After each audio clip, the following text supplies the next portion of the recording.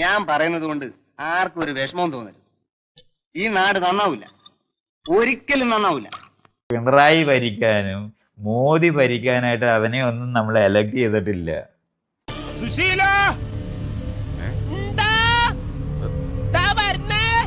എന്നാരോ വിളിച്ചു.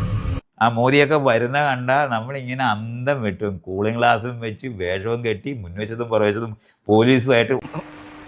ഈ ചെക്കന്റെ സംസാരം എനിക്ക് തീരെ പിടിക്കില്ല കേട്ടോ. വോട്ട് ചോദിച്ച് നടന്ന ഒരു കഴുതയാണിതൊക്കെ.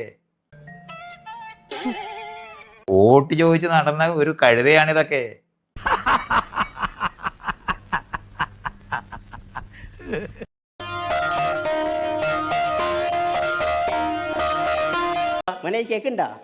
അങ്ങനെയല്ലേ ഫ്രണ്ടിലും പുറകിലും ആംബുലൻസുമായിട്ട് പോകുമ്പോ ശവവലിയ കൊണ്ടുപോകുന്നേ.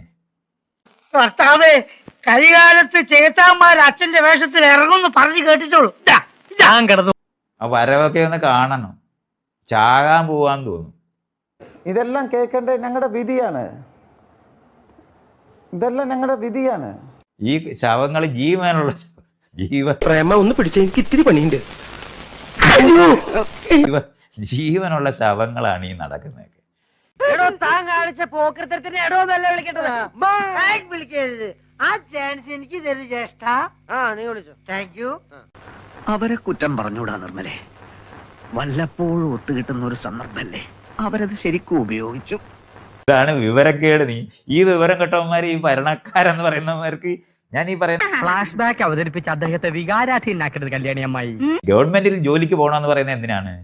അഴിമതി ചെയ്ത് ജീവിക്കാമെന്ന് അറിയുന്നവരായി പോകുന്നത്. എടോ, ഈ കണക്കില് രാഷ്ട്രീയക്കാരെന്ന് നമ്മൾ പറയും. അത് എവിടെ നിന്ന് വന്നു? ഇവന്റെ അച്ഛന്റെ വീട്ടിൽ നിന്ന് വന്നതാണെന്നെങ്കിൽ ഓർക്കണ്ടേ? 2 ഓലക്കീറോ വെള്ള തുണിയോ എടുത്തോളൂ എന്നെ മൂടാൻ. സ്ഥലം കാര്യാക്ക്.